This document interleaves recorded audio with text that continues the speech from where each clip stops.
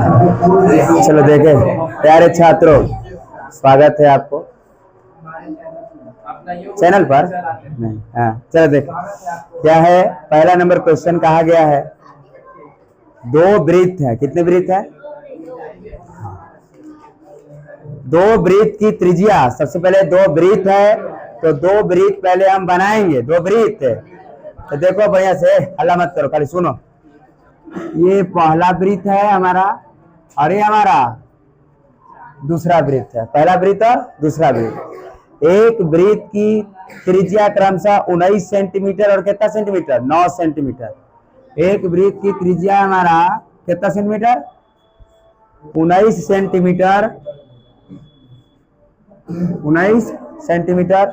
और एक वृत्त के त्रिज्या है कितना? 9 सेंटीमीटर। तो एकड़ त्रिज्या है कितना सेंटीमीटर? यहां तक बात क्लियर है? कहा गया है क्वेश्चन में कि दो वृत्त है। कितने वृत्त है? जिनका त्रिज्या क्रमशः 19 सेंटीमीटर और 9 सेंटीमीटर है। हमने भी कहा, हमने भी किया, दो वृत्त है जिनका एक है कितना सेंटीमीटर? 19 और एक कितना सेंटीमीटर? 9 सेंटीमीटर। ठीक बात है। कहा गया है कि इस वृत्त की त्रिज्या ज्ञात करिए, मतलब उस वृत्त के त्रिज्या ज्ञात कीजिए जिसकी परिधि उन दोनों वृत्त के परिधियों के योग, मतलब इन दोनों से एक ऐसा बड़का को वृत्त बनाइए। कैसे बनाइए? एक बड़का को वृत्त बनाइए, एक दोनों मिलकर कैसा वृत्त बन जाता है? बड़का। और तब कहा गया है कि अगर ये बड़का वृत्त बन जाता है, बड़का वृत्त बन जाता है तो दोनों का योग से, किसके योग मतलब जोड़ की बात कर दिया, योग मतलब जोड़ कर दिया। कहा गया कि दो योग से मतलब उस वृत्त की त्रिज्या ज्ञात कीजिए जिसकी परिधि, जिसकी मतलब इसकी परिधि, इसकी परिधि, इसकी परिधि दोनों वृत्त के परिधियों के योग के क्या है? बराबर है। मतलब एकड़ परिधि जोड़ एकड़ परिधि बराबर एकड़ परिधि। समझे कि नहीं समझे? मतलब एकड़ परिधि जोड़ एकड़ परिधि बराबर एकड़ परिधि, एकड़ परिधि। समझ गए? बस अर्थात बड़का वृत्त है ना जी, अर्थात बड़े वृत्त के परिधि बराबर, या परिधि को ही हम परिमाप कहते हैं। तो हम यहाँ लिख रहे हैं कि बड़े, ये पहला नंबर क्वेश्चन है, बड़े वृत्त के, बड़े वृत्त के परिधि बराबर, बड़े वृत्त के परिधि बराबर, बड़े वृत्त के परिधि, पहला वृत्त के परिधि अजोड़ दूसरा वृत्त की परिधि, मतलब पहले वृत्त के परिधि प्लस क्या, दो वृत्त है तो दूसरे वृत्त के परिधि, दूसरे वृत्त के। क्या यहाँ तक दिक्कत है? समझ के बातों को? अच्छा बताइए, वृत्त के परिधि क्या होता है? बहुत अच्छी बात तक देखो, 2 पाई आर, 2 पाई आर। यहाँ भी वृत्त के परिधि क्या होगा? 2 पाई नहीं, यहाँ भी होगा 2 पाई आर, 2 पाई आर। मतलब एगो दूगो न वृत्त है तो के R1 कर देते हैं, ओके R2 कर देते हैं। इसको R1 कर दिया प्लस फिर तो वृत्त के परिधि 2 पाई आर, यहाँ R2 कर देते हैं। कोई दिक्कत है? यहाँ देखिए बढ़िया, देखो हम यहाँ 2 पाई आर है तो 2 पाई आर, ठीक है बराबर। देखो 2 एहू में है, 2 इसमें भी है, पाई इसमें भी है, पाई इसमें भी, तो क्या 2 पाई कॉमन कर दे? बहुत अच्छी बात। और देखो 2 पाई कॉमन कर दिया, 2 पाई बचा क्या है? R1 प्लस ही क्या करे रे, R1 plus R1 plus R2। और देखो यहाँ से बढ़िया देखो, क्या ये 2 पाई है ना जी? देखो 2 पाई से 2 पाई कट गया, ये 2 पाई से 2 पाई कट गया। और ये देखो क्या है? R बचा है, बड़ी R हो गया, बड़ी R। और देखो यही बड़ी के त्रिज्या पूछ रहा है हमारे से, मतलब R1 plus R2, R1 plus R2। बताइए R1 का मान कितना दिया है त्रिज्या? 19। आप प्लस R2 कितना दिया? 9। और ई देखो दोनों को जोड़ दे ही हमारा बड़ा वृत्त की परिधि आ गया। 19 का 9 कितना? 28। यही हमारा 28 सेंटीमीटर। ये हमारा क्या हो गया? ठीक है ना? और बहुत धीरे से बना दिए हम। रोको जी, टू। अरे देखिए क्वेश्चन 2 कहा गया है, दो वृत्त है, फिर से 2 वृत्त है, तो फिर पहले 2 इसी वृत्त बनाएंगे। नहीं जी, एगो ही वृत्तवा है और एगो ये वृत्तवा है, क्या कोई दिक्कत है? समझ गए? 2 वृत्त है तो 2 वृत्त फिर बना दिया। कहा गया कि त्रिज्या है 8 सेंटीमीटर और 6 सेंटीमीटर। ये देखो यहाँ से यहाँ तक कितना सेंटीमीटर है? 8 सेंटीमीटर। एओ कितना है? 6 सेंटीमीटर। ठीक है, ओके।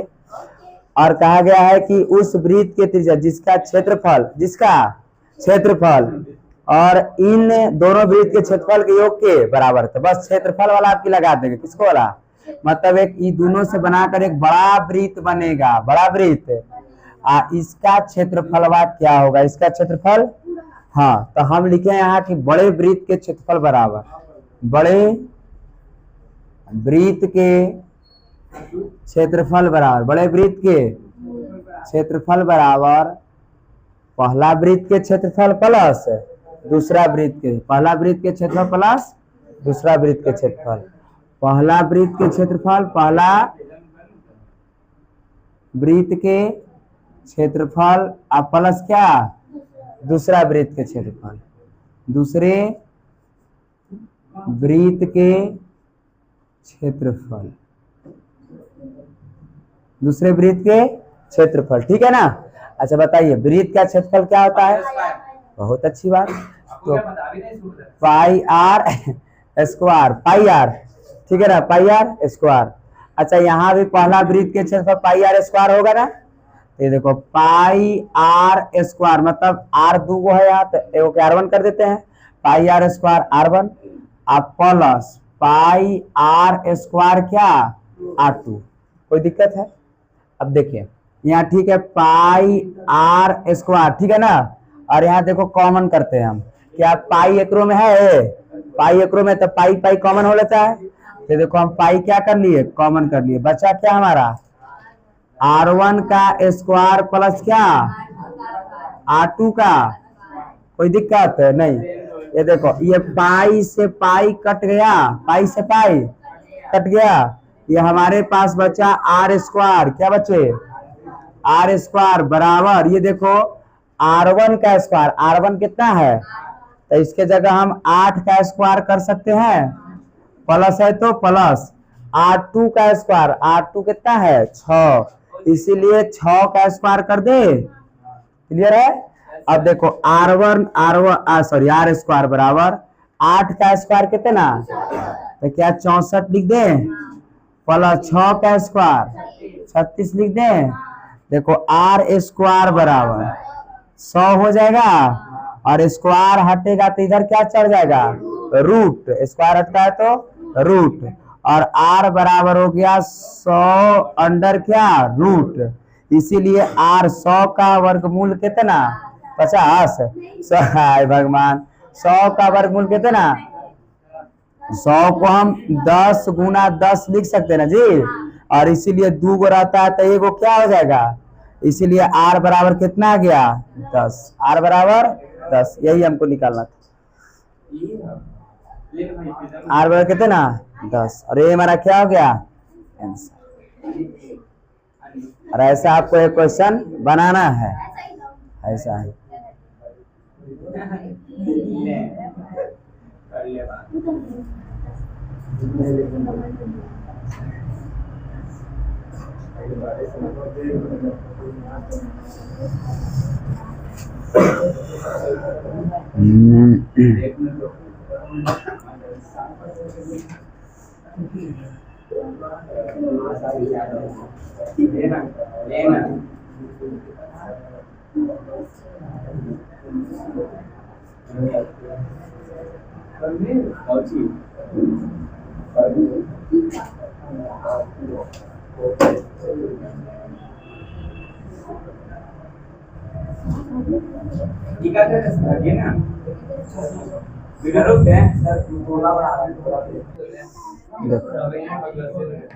क्वेश्चन नंबर कितने? 3। Question number 3, question number 3। नहीं देखिए इस दुनिया है ना, कभी 117 रूट अंडर 117 का लेगा। हाँ ठीक तो है ना। रूट निकलेगा तब निकालना है, नहीं निकलेगा तो नहीं निकालना है ना। निकलेगा तब निकाल देंगे, नहीं नहीं निकलेगा है। नहीं सही बात है। देखो हर अगर छोटा छोटा दर्द कोई सर मारे तो छोटे पिटाए, या रोड पर गिरे तो बस छोटका दर्द तो मैया के मैया, जैसे गोड़ हाथ टूट गया बाप रे बाप, नहीं माँ को है ना पिता को याद आता है ना। छोटा चोट है तो माँ को याद आता है, लेकिन जब चोट कैसा हो जाए, बड़ा हो जाए